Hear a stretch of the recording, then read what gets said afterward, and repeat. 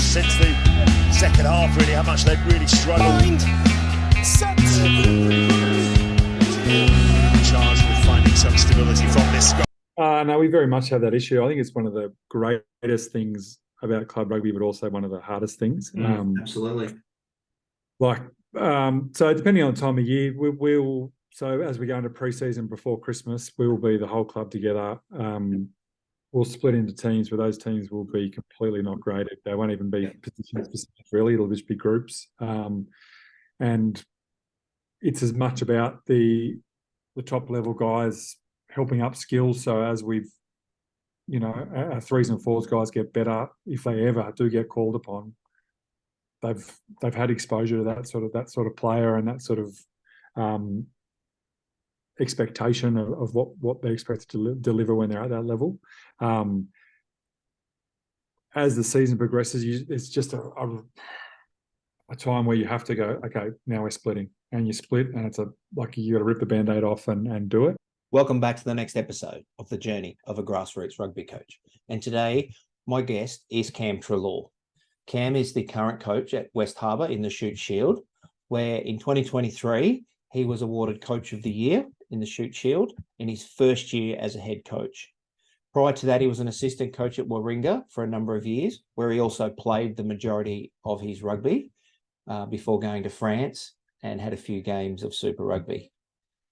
We spoke about changing a club to enhance your coaching prospects and the difficulties that may be, transitioning from a player to a coach in very quick succession, how to reflect on training sessions, and how to give player-fed lead back during sessions. I really enjoyed my chat with Cam. We've spoken a few times about some different things. If you really like this session, feel free to pass it on to anyone you feel can benefit from it. But most of all, sit back, relax, and enjoy my chat with Cam Treloar. This episode of The Journey of a Grassroots Rugby Coach is brought to you by Bull & Bear Crew. Bull & Bear Crew is a range of men's skincare products. There is face moisturizers, face mist, body wash, beard wash, shave oil, and moisturizer. They come in a 100ml pack, aluminium bottles, so they're safe for traveling. You can use them check-in your baggage. They also come in larger at-home bottles. All bottles are refillable, reusable, and recyclable. You can buy refill pouches to refill bottles you have at home if you don't want to purchase bottles from Bull & Bear Crew. They've just been released. A great product, all natural, or vegan, tested on men, not on animals, all that good stuff. Recyclable, reusable, and refillable, so you can use them over and over and over again. Go to their website, check them out, www.bullandbearcrew.com. Place your order. At the moment, they're only shipping within Australia, but keep your ears and your eyes out to the website. They may be able to extend the shipping at some point in the future. Please enjoy this episode. He can't find it. That's a mighty shot. A mighty Leicester. All right, mate, let's make a start. All right, thanks for joining me, Cam. So just for the people that might not know who you are, who are you? Whereabouts are you? And what's your involvement with the grassroots game? So I'm currently the head coach at West Harbour up in the Shute Shield in Sydney. I have just completed my first year there. I'd previously been an assistant at Warringah, played my whole club playing career at Warringah, interspersed with some overseas time and some Super Rugby time up in Brisbane. But grew up in the country and then shifted to Sydney basically at the end of school to try and chase the rugby dream, and still am doing it. Yeah, nice. So how'd you find that shift from like being that one club player, and then having to go move to that other club to get some coaching under your belt? Yeah, it was quite intimidating. Warringah is definitely really close to my heart. I'd genuinely never considered going anywhere else. When this opportunity came up, it's sort of just everything, all the bits fell into place. Yeah. The club had just sort of, we were about to move back into our home ground after having 3 years away. That had a steady progression the year before. They'd started to get some good results at the back end of the season, and the timing was just right. And I'd sort of done 4 years with the same group at Warringah. They might have probably needed a change as much as I did. So the timing just worked out really well. And after making the change, it's probably the best thing I could have ever done. It's just been fantastic to discover a new environment and realise that outside of your little square that you live in, rugby people are rugby people wherever you go, and good people tend to be at rugby clubs. So you just get exposed to a whole different group of good people. Yeah, no, you're dead right there, mate. Being good people. And there'd be a lot of coaches that listen to this that have been similar to you, mate, have been that one, played at one club, and then, they may be tossing up whether to move to another club to get some different exposure or to make that coaching change. So that's some good advice for them, mate. Thank you. Because you can run in your head, you're feeling a level of disloyalty. However, the reality is, at any level, people want the team to succeed and the club to succeed, and you're only a cog in the wheel. And when you pull yourself out of that thing, the wheel keeps turning, and you realise that maybe you weren't quite as consequential as you thought you were. So yeah, I'd encourage people, if you're in that moment and you're questioning about whether you should make the jump or you got a fear around it, go for it. Yeah, nice. Good advice, mate. Really good advice. So what got you into coaching after because I know you played for a number of years. What did that transition into coaching look like? Did you always want to be a coach, or was it just something that you fell into? No, I definitely fell into it. I never harbored any desires to coach at all. I sort of thought once I was playing, I was very happy to find a spot on the hill. But I actually after coming back from overseas, and I played 2 years where I played solely the NRC. I didn't play any club footy. And then in 2016, I think it was, I sat out of footy altogether. And 2018. So 2017, I went back into club footy and realised how much I'd missed it. 2018, I'd retired at that point. And I got to pre-season time and I realised I had a big gaping hole and I didn't know how to fill it. So Darren Coleman was good enough to just bring me back down in really what was a bit part role. Like, it wasn't with first grade per se. It was just come down and you're part of the club coaching group, and wherever I tell you to go, you go.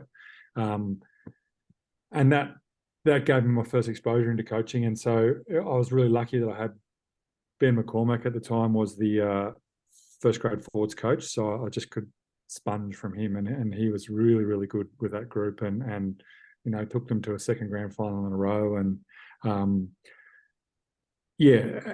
I got the bug from it, basically from being able to coach lower graders, and given that light bulb moment, it was really, really satisfying. Yeah, no, that's good. That's good. Yeah, and there's a lot of coaches out there that fell into it or still wanted to be involved, and they've just either coach their kids or whatever it is. So yeah, there's plenty of different paths we all take to get to where we are. That's good, mate. What's a lesson that you've learned from either a heartbreak or a disappointment that you've had as a coach? And the reason I ask this of the coaches that I talk to is we've all had them. But I think a lot of young coaches, when we're starting out as a coach and we have that, shitty season or something goes wrong, and a lot of coaches just throw their toys out of the cot and they walk away, or they go, oh, I'm not good enough for this, or whatever that thought process is. But the good coaches will go, yeah, that was crap, but let's actually strip it right back and let's reflect on it. And how do we move forward so when that happens next time, we're better prepared for it, or whatever that situation is? I probably sort of, I guess I was probably learning a humility lesson in that. In 2019, in my first year where I'd had an official role, we got through to the grand final, and I think we'd finished possibly first or maybe second at the end of the regular season, and we were going really well. But I was coaching a group that already had just made 2 grand finals previously. So in 2020, that group had a fairly significant turnover.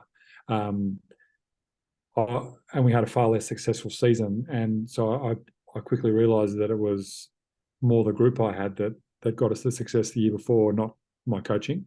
So I had to really upskill after that 2020 season, because I had many mistakes during that year.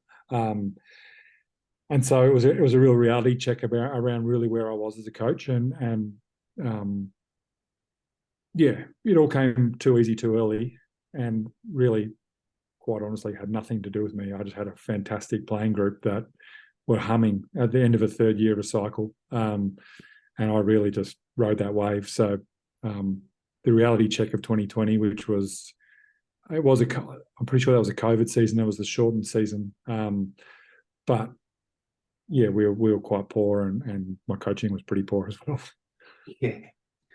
Yeah, and there's a lot of us have been involved in those teams, mate, where it wouldn't have mattered who was coaching them; they were going to win that competition. Yeah, and that's it, and it gives you probably a bit of a false sense of security, and makes you probably not realise how much work you do have to put in when you are at the other end of the scale. Things came easily, and I had a great group of senior players who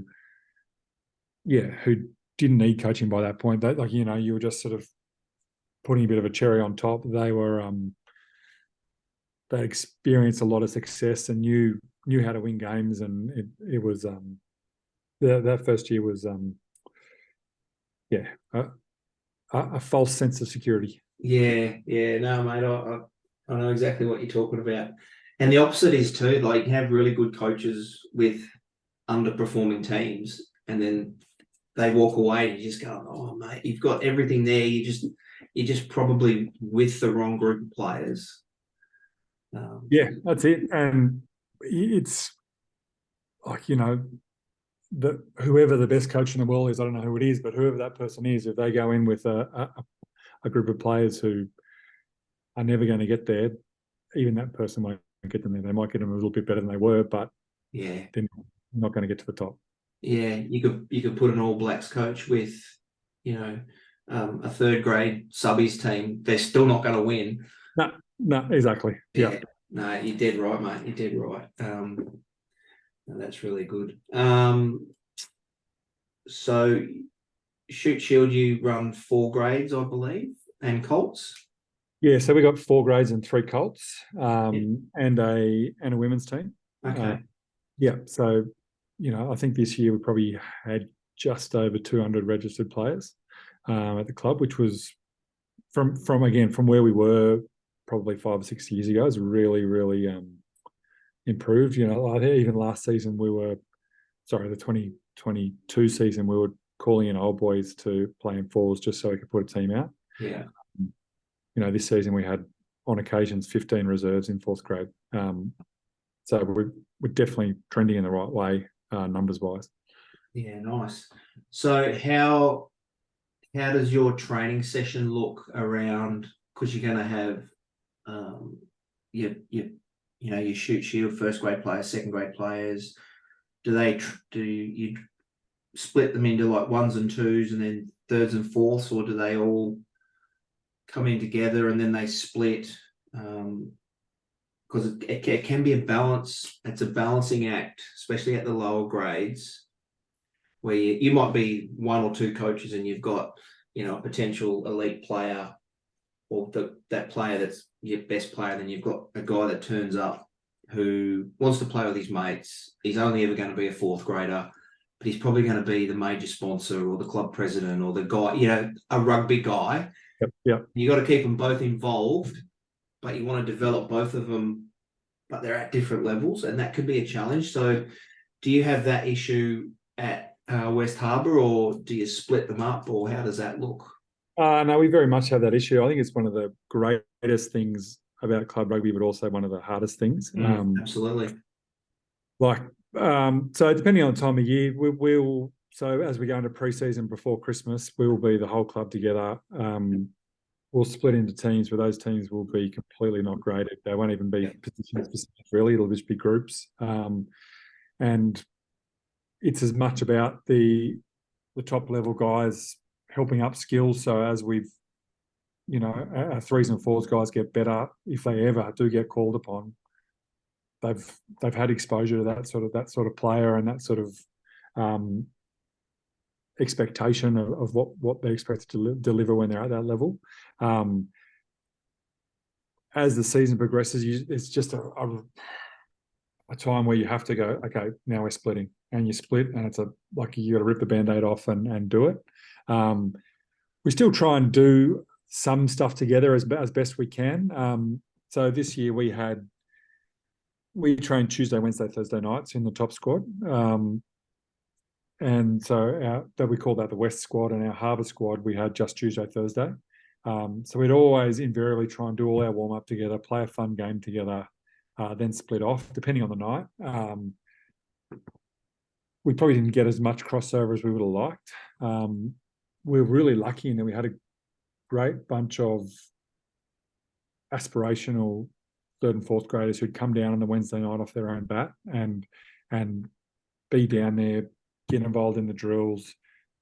If we had a hole to fill, they'd step in, play out of position. They just wanted to be around and be involved and getting better.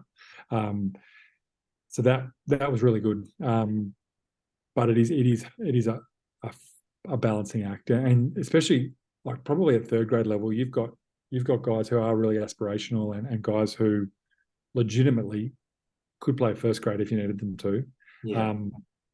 Yet sort of have to, just by way of things, drop their level of training a bit down to accommodate where they're at. It's quite hard because they don't want to. They want to be up in the top group, training hard and doing all the extras. However, they're not. So I think third grade's almost your most important group of coaches, because you need to be able to keep that group inspired, and they need to be feeling like they're getting better. I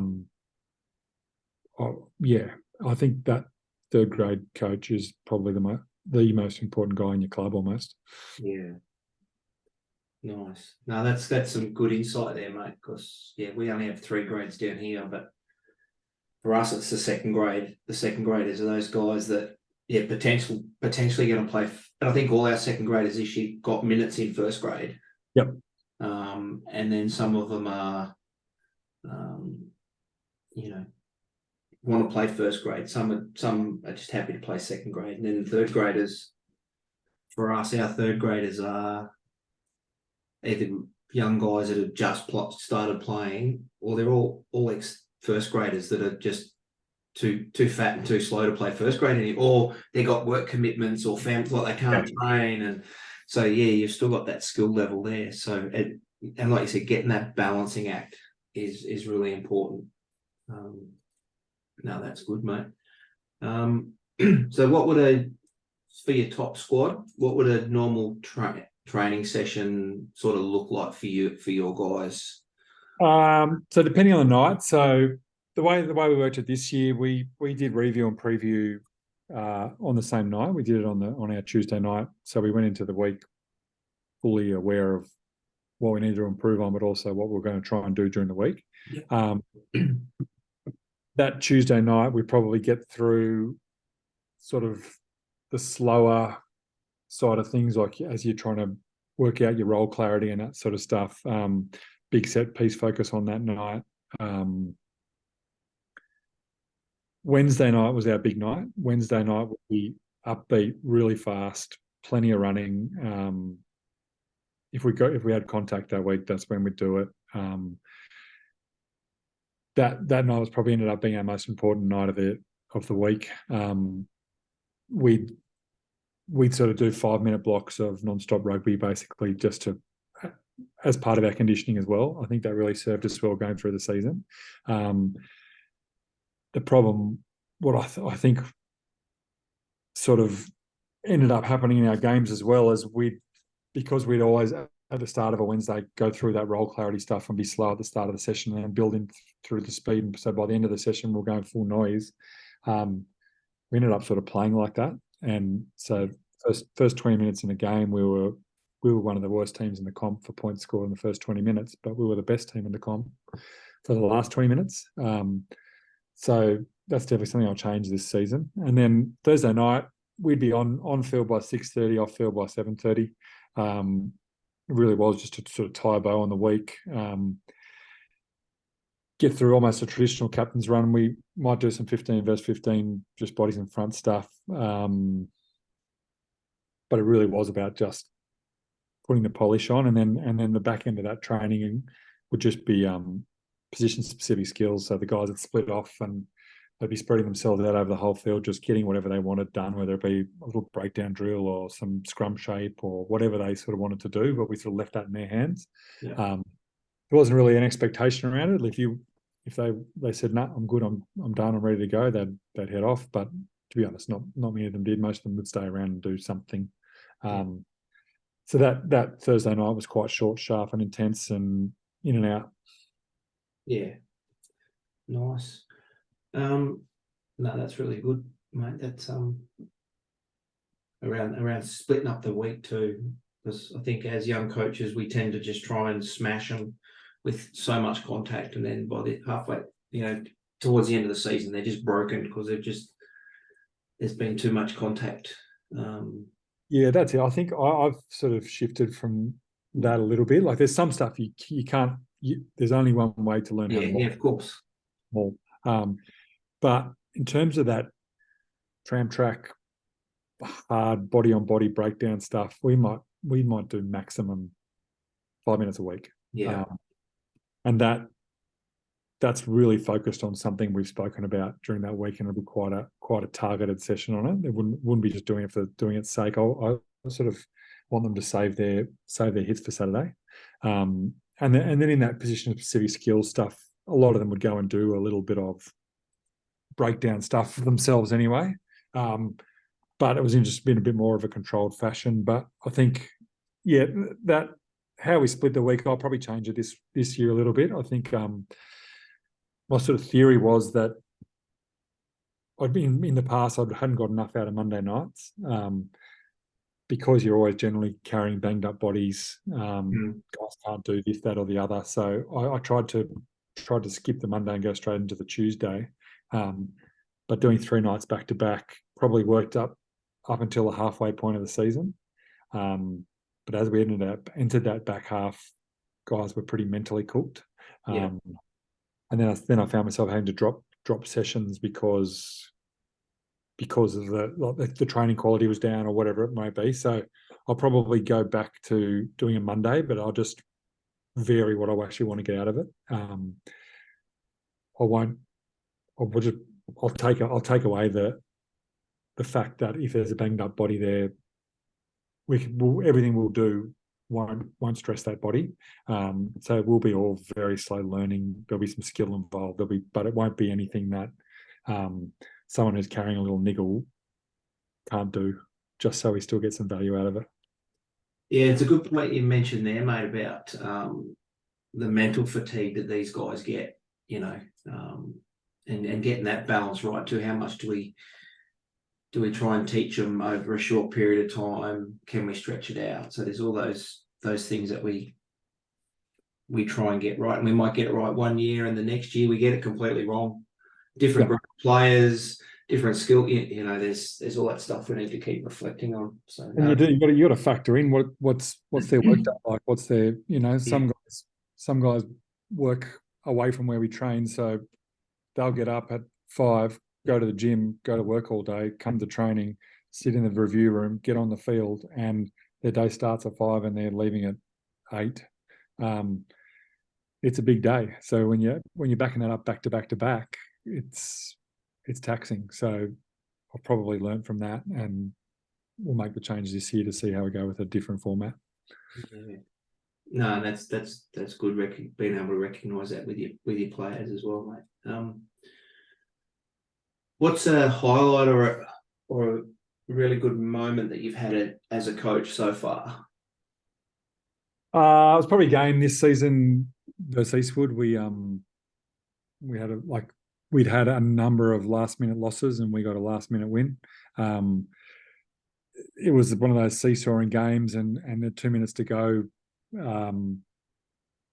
they got a penalty to, actually the bell had gone. I think the bell had gone. They got a penalty, missed it.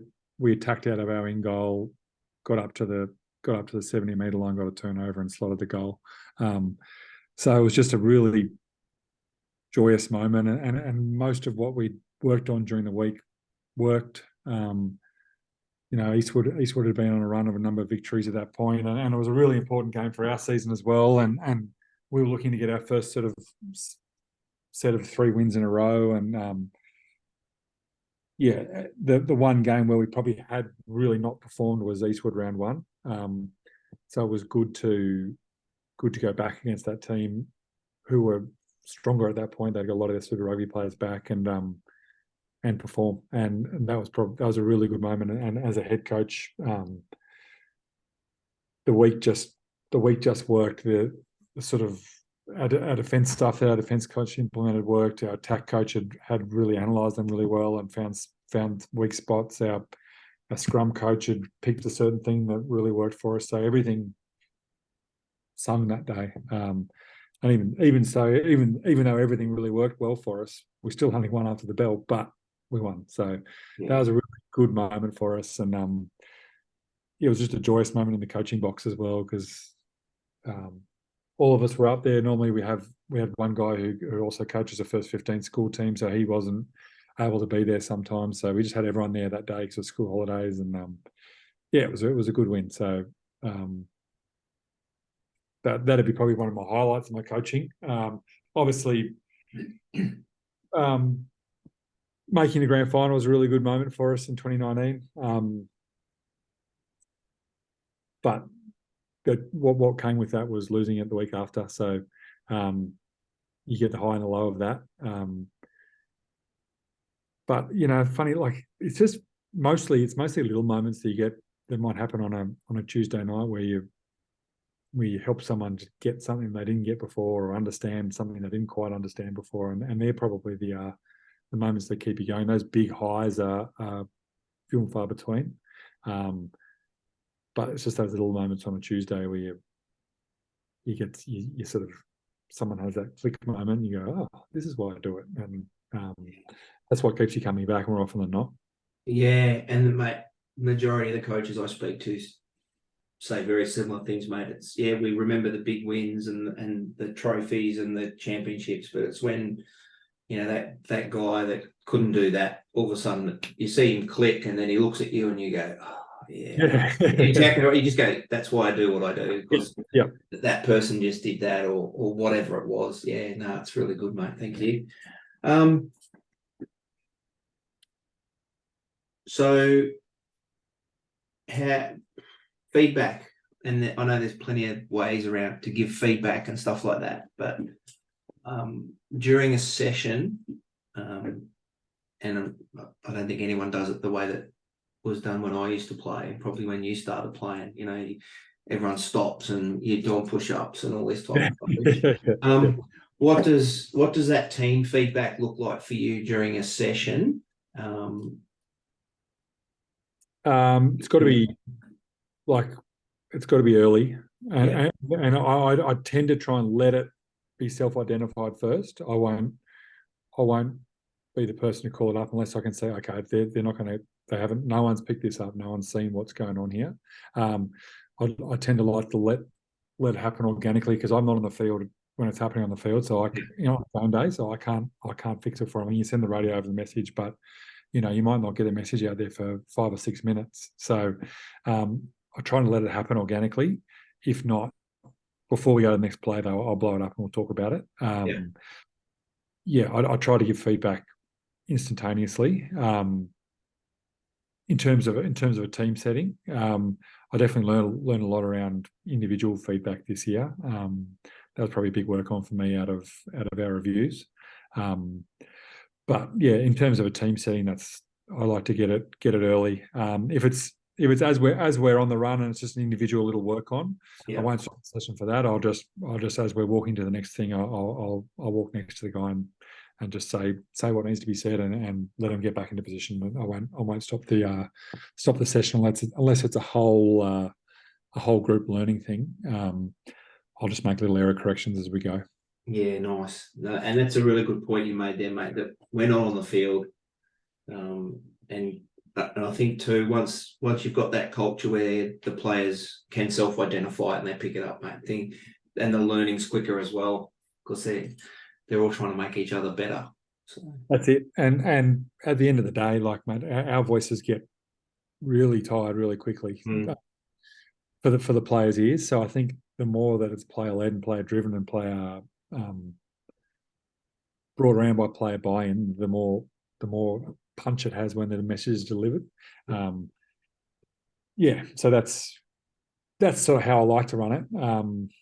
But yeah, in terms of the individual feedback stuff, I definitely learned a lot on that this year. I was way too vague and way too airy-fairy with it, and not constant enough with it. Like, I'd give someone some feedback in week one, and while they probably hadn't really gone back and touched base with that person, like I might drop a player for reason X.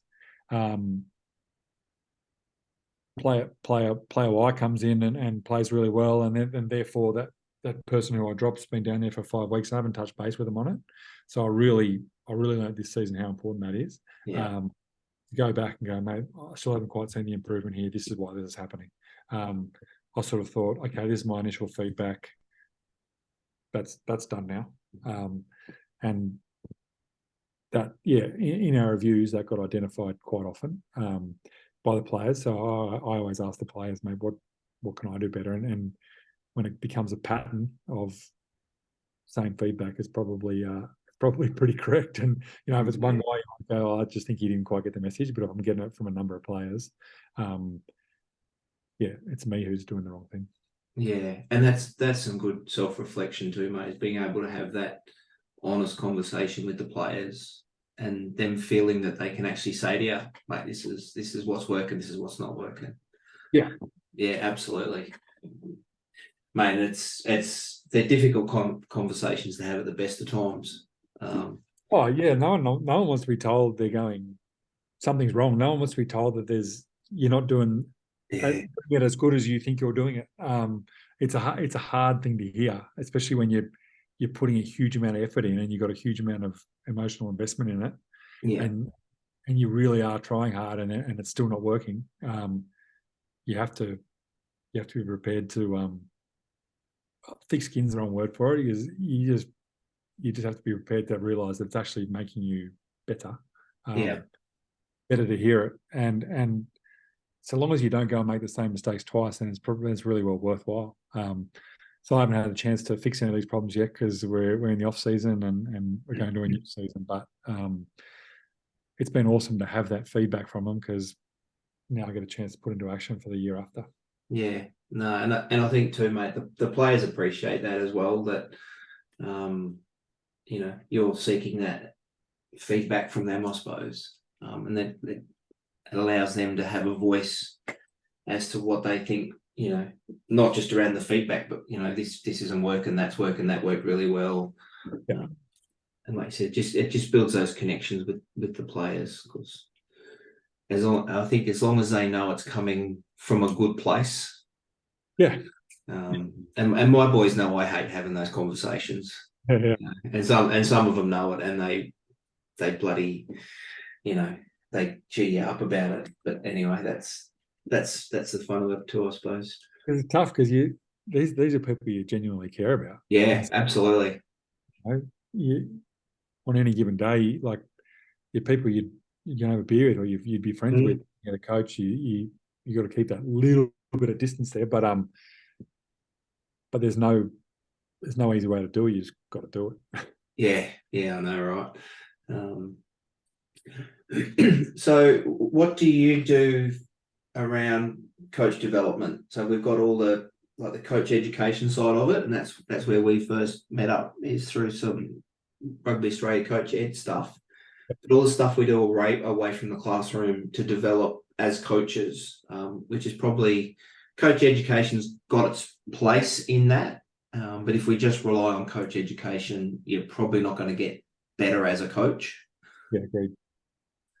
Look, I've got a number of people I chat to regularly, like other coaches in the Shute Shield. I really enjoy chatting to them. We're pretty open with each other. You know, there's none of us are we're not selling state secrets. You know, like it's not. We can sit there and watch a video, so we're not learning much. We probably couldn't see from watching it on Huddle. Yeah, everything's on Huddle, mate. But we can obviously pick each other's brains post a game and go, "Oh, mate, what'd you say here? Why'd you do that? What were you analysing?" So I struck up a bit of a relationship with a few guys from this season with that, and that a lot of those guys were in level 4 with us, you know, like, and it was really good. I think having that connection allowed us to do that. And we'd spoken about it at a level 4, and so it's good that we actually followed through with and did it. I tried to get out there to the Waratahs a bit. I thought I'd get out there way more. I just didn't get the time. I was really lucky to go and have some time down in the Brumbies too. That was a real opener. They run a good ship down there. And you know, this was in the pre-season period, so it might have been a little bit different to how it works in season. So I got to the Waratahs in season. So it was probably less on field time, a lot more review and preview of games and what was coming up, which was really good to see how they did it. And but what the Brumbies in their pre-season setting had a key message they were driving for that day, and the entire day revolved around it from 7 a.m. through to 4 p.m. And they just banged on it and banged on it and banged on it all day. And you know, the meetings were about it, the video was about it, the review of the drone session was about it. Then they go to lunch, then they'd do it in a 15 versus 15 scenario, and then they'd have the leaders bang on about it at the end. So that was really impressive to see. And obviously that's something you can do in a professional environment, but it definitely gave me a lot of good takeaways. I'm actually going over to France on Thursday and going to visit a lot of my old clubs. So I'm meeting with the coaches there and hopefully I can get some good takeaways from there, especially around the set piece. Like France is a big on set piece, and they I reckon that can be really a real point of difference at Shute Shield level. So I'm trying to go there and get as many takeaways as I can. And just just having the ability to call people up and say, what do you think about this? I'm certainly not afraid to say I don't know, and so I'm happy to go and hat in hand and say, can you help me? So in terms of a pure development scenario, I just take whatever tidbits I can with the time I've got. I enjoy listening to podcasts. I like to listen to your podcast, listen to Chubby's podcast. I listen to those sort of things because I might get one thing out of it. Yeah. But that's one thing more than I had before. I don't read a lot, but I should.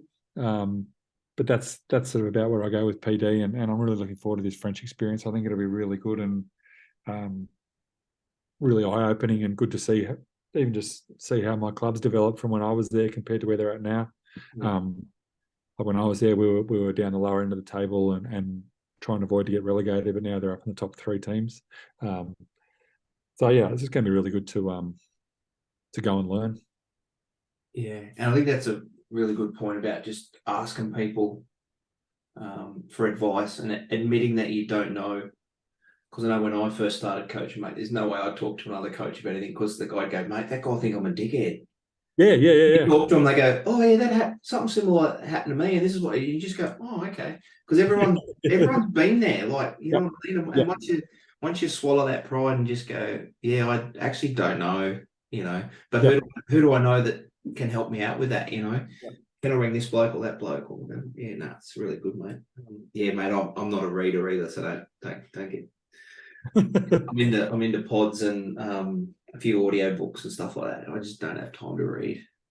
Yeah, and that's the thing, man. Like I listen to yours and Joey's podcast, and everyone's going, "Oh, I've read 44 books this year," and I'm like, "When? How?" Yeah. But yeah, I should read, but I find my enjoyment elsewhere. Yeah, mate, I find it hard to read because it's like you get home from work and you're home for like an hour, say good day to the missus, play with the dog, then get ready, off the training, get home, dinner, shower, bed, get up, go to work, and that's the cycle. Yeah, 100%. And then Saturday's game day, so you're gone from early in the morning, you get home, and then Sunday, I don't know, we don't get our huddle footage till Monday, so Sundays that I'm not going to do anything. I just got to do stuff around the house, stuff. Yeah. And then it just keeps rolling. Yeah, I don't know how guys get time to read books. Anyway, they obviously got plenty of time, so that's all right. All power to them. Exactly right, mate. Exactly right. Cool. No, this has been great, mate. One more, and I'll let you go because I know you're busy and you're getting ready for your trip. What advice would you give yourself if you could go back to that first year of coaching, knowing what you know now? It'd definitely just be keep it really, really simple. I think I've said before that I think in the first year I was coaching, I was really keen to, because I was worried about, because I'd played with a lot of the guys who I was now coaching. I wanted them to know that I knew what I was doing, so I just tried to make everything complicated and like really fancy and really elaborate. Yeah, and it probably was like a diminishing return because we'd get probably 5 less reps in because I'd spend an extra 5 minutes talking about what we're trying to get done, and so I would go back and tell myself, just do the basic. Like, you can do this drill so much simpler, or you can achieve this outcome with something really simple. So do it that way, because the outcome's the important thing, not the not you trying to prove you know what you're doing. Yeah, mate, and that's a really good point, mate. That time is, I didn't realise how valuable it was until I started doing some rep stuff down here and everything. Like you said, now the 5-minute blocks and 4-minute blocks, it takes me 2 minutes to explain it. No, it doesn't. You don't get an extra 2 minutes. Yep. You've got 30 seconds to explain it, and we're away, and you're just like, oh shit. Yeah. Try and yeah. So you got to stop trying to prove you're the smartest person in the room. You just got to tell them you know what you're doing. And hope they follow you.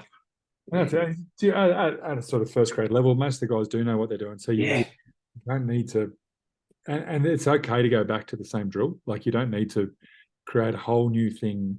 No. To get, like, if the players get bored of it, that's on them. They need to, like, you might have 4 minutes, so why spend 3 of it explaining your new drill that's going for the same outcome that you got the week before? Let's make that good. Let's keep going for that. Yeah. Going back to that, so that when you do dip back into the world, the guys go, "Yep, we've done this before. Off we go." Yeah. And, I definitely learned. I was trying to. I'd try and run it through the hands 6 different ways, but really, it's reach, pass, reach, and pass, and you're trying to teach the same skill with 43 different versions of different language, but you've just got to keep it simple, and that's definitely one thing I've learned. Yeah, nice. No, really good, man. Thanks so much for your time, man. Have a great trip to France. I might bump into you while I'm over there. When are you getting over there? I'm going over for the final, so end of October. Yeah, I'll miss you. I'm back at the 12th of October. So okay. Yeah. No, I'll miss you then, mate. No, I'll be at the game this weekend. So nice, mate. Have a great time. Thanks so much. Mate. Thanks for your time, man. It's been great. No, cheers, mate. I really appreciate it. Awesome. Move off their own ball. That is monstrous. Held at the back by the foot of Ben Moore.